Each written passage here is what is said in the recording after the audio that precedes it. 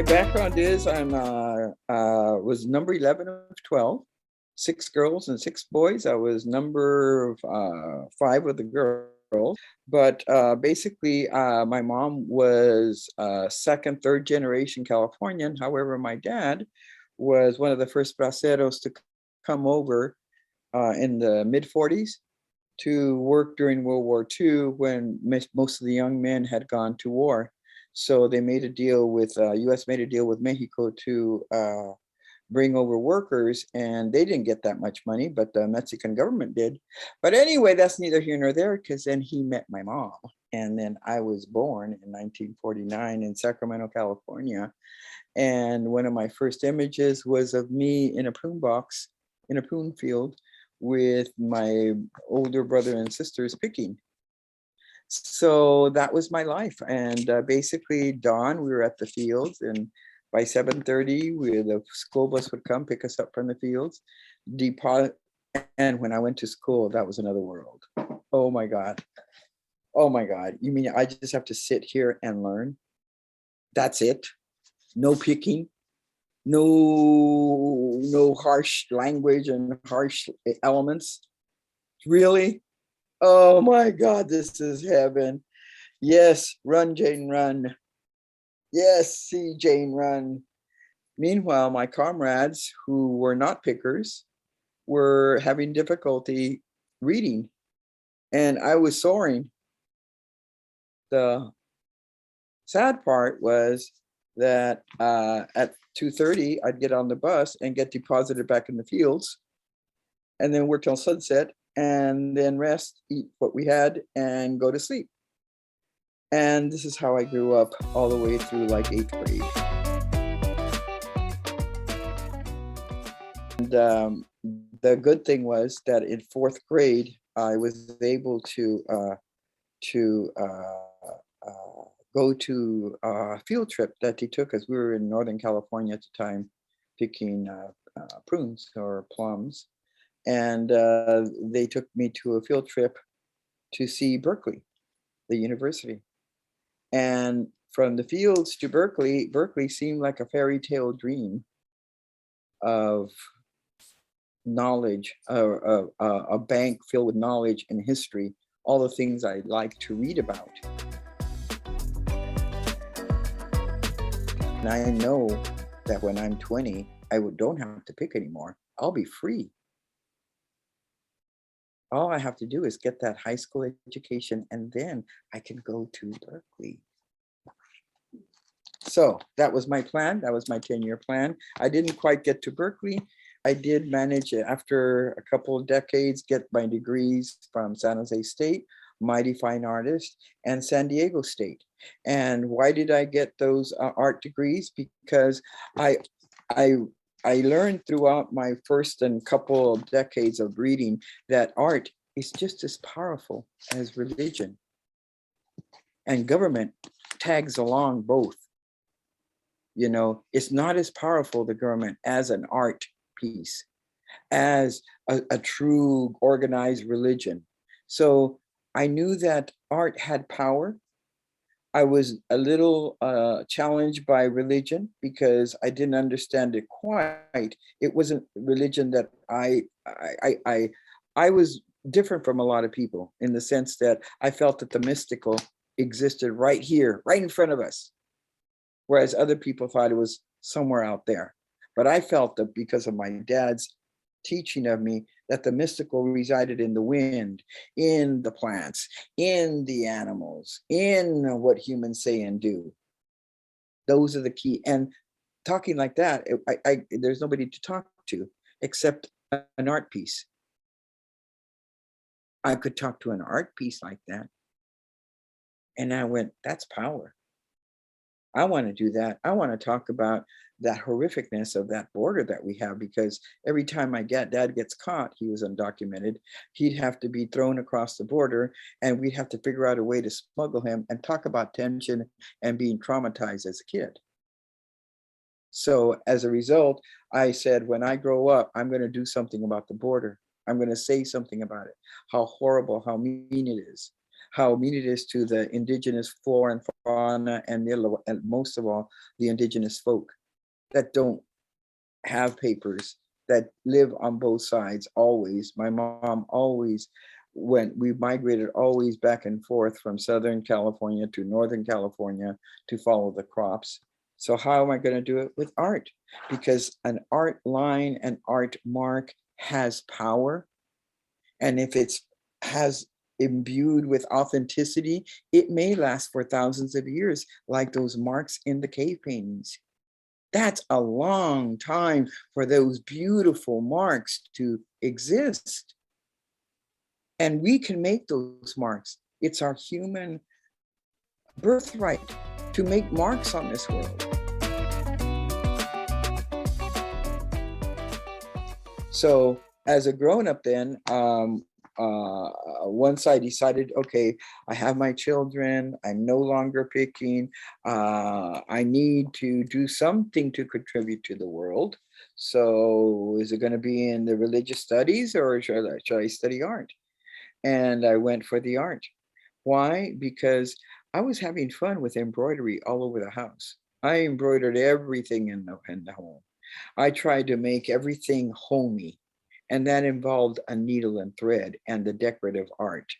So this was in the late 70s when I decided to go back to school, and there was this huge meeting of the minds versus art versus craft. That was the biggest discussion in the newspapers when I would read the little articles on the art section, art versus craft, you know. And I went, holy Toledo, I'm going to go into the arts, and I want to learn how to do it with thread, because I really want to learn how to weave, because weaving is kind of cool, you know, but it's craft. Okay, you have to do art, you have to paint or sculpt.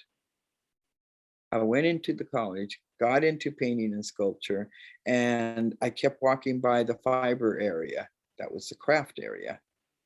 And within the end of the year, I ditched the painting and I picked up the needle and thread, and I went to Joan Austin, the professor, teach me everything. I want to know how to make my own thread, how to dye my own thread, and how do I make my structures so I can make any kind of cloth. And she, bless her heart, from Cranbrook, knew it all. I tried to learn as much as possible from her. I didn't want my art form to be dependent on a kiln, on oil paints. I mean, it was just, I wanted it to be with thread. And why? Because thread was a maternal, ancient vocabulary of the women for thousands of years all over the world. And why is it a craft? And why in the craft, it's at the bottom. The last thing you want to be as a craft artist is a basket underwater basket weaver. And I was like, that's pretty darn cool. That's how we used to get our fish, you know? So I don't see anything wrong with that. And not only that, Van Gogh, you asked me about the Van Gogh emphasis. I knew Van Gogh, his story, because he was the greatest artist. So I knew his biography. And he basically, at a young man, left his middle life class family and went to live among the poorest. And the poorest at the time were the weavers, because they were being misplaced by the industrial age. And so he went to live with the weavers, and his earliest paintings are dark, moody paintings of weavers with giant looms and darkness and poverty around them. And I went, oh my gosh, then he would love me, because I'm the same kind of thing, like that weaver in there, surrounded by big giant looms and threads hidden away. That's me. Oh my gosh. So if I call on Van Gogh to empower me on this walk, and if I have the blessings of all the ancient anonymous women weavers and threaders from our human past, I'm going to be fearless. I'm going to go to, I knew of my success before I did it. I'm a chess player, not checkers. So I had it all set up, and I would just walk it. So I did. 10 years. So what are you going to do at the end of 10 years? I don't know. I want a solo show. I guess I was in San Diego. I guess artists have a solo show in San Francisco. That's what I want in 10 years. And I got it. And I also got the full-time tenure track to teach fiber art at San Jose State University at the end of 10 years. It was amazing. So that's how I got into the textile arts, because it was a border that I had to cross. And my heroes, my burial shrouds, that was the first series I did as soon as I graduated. I was already teaching at San Jose as a lecturer, but when I graduated, they got me for the full-time tenure track. But in that summer, I wove that series. And what were they? The series to my heroes, to Joan of Arc. Well, she was the first one I wove. I wanted to weave all my heroes, it seemed, Zapata, Martin Luther King, even Woody Guthrie had a sad death. They all had tragic endings, except for maybe Johnny Appleseed, John Chapman. He was the one that had a kind of a nice ending. He ended up dying in his orchards, out there in the wilderness where he wanted to be. And he was one of my heroes too. Why? Because he was one of the firstborn Americans in this continent from Europe. And what did he want to do? He didn't want to colonize. He didn't want to do grid up and find out how much his rancho was going to be. He just wanted to plant apples. And I was reading his story way back as a first, second grader going, how come they didn't all think like that when they came over? He was a hero to me.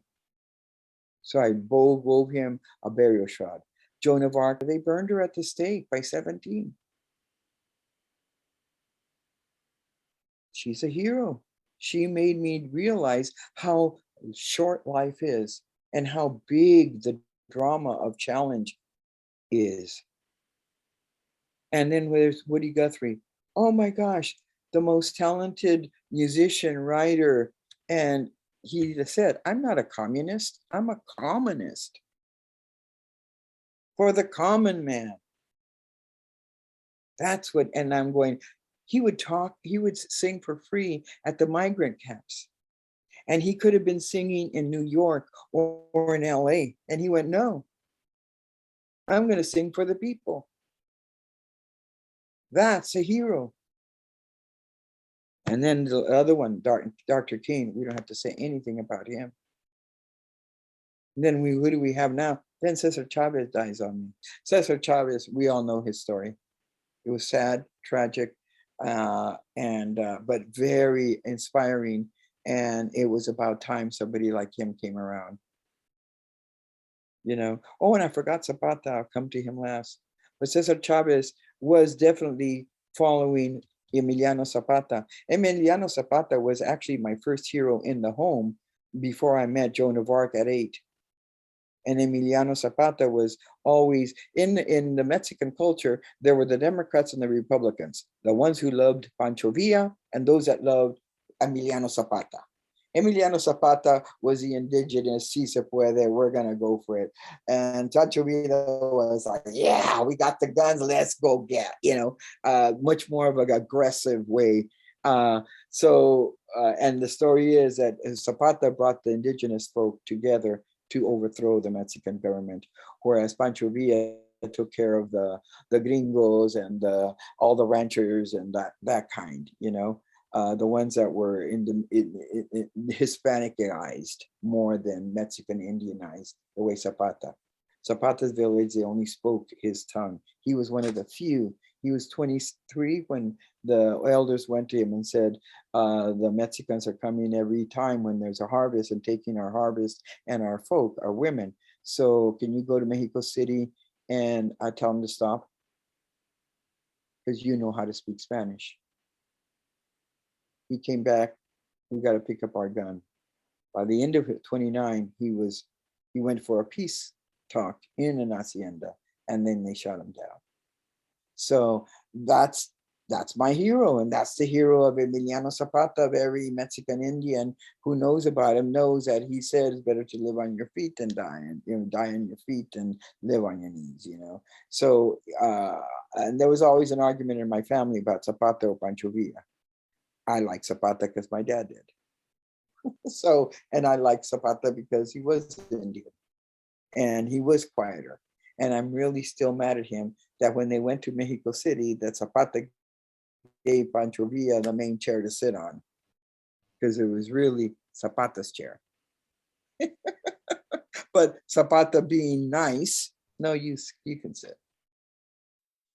Zapata wants to go back to his village and live happily ever after. Oh, the consumer flag. That was a wonderful piece. It was inspired by my series, and you'll see that in the link of my flags. And I came upon the triangle shape because of the Obama speeches when he was running for president. I started noticing the triangular beauty of the flag when it was draping down. And I went, oh, so I wove all kinds of little miniatures, but this long one, I wanted to weave a big one. I wove one that was 1 by 3 inches, but I also wanted to weave a big one, and made it of copper wire weft, wire warp, and it's 18 inches wide and maybe like 10 feet high. And I wanted to talk about consumerism in our day in society. And so I read the red are the red Target bags from the Target that we would buy at, and the white grocery bags from my generic grocery store. And then the third blue was we would be very educated and learn from the New York Times. So we'd get the New York Times in a blue plastic bag.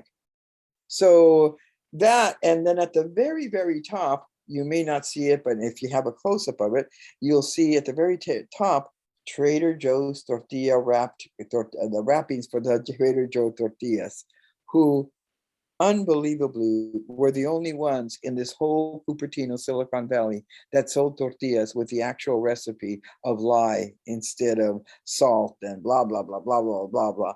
And it has, best of all, 11% calcium per tortilla, as opposed to the 1 or 3% that all 99.9% of tortillas have, even from my Mexican market. So that's why I put the tortilla wrappings from Trader Joe's, because even I buy my tortillas at Trader Joe's because they have 11% calcium.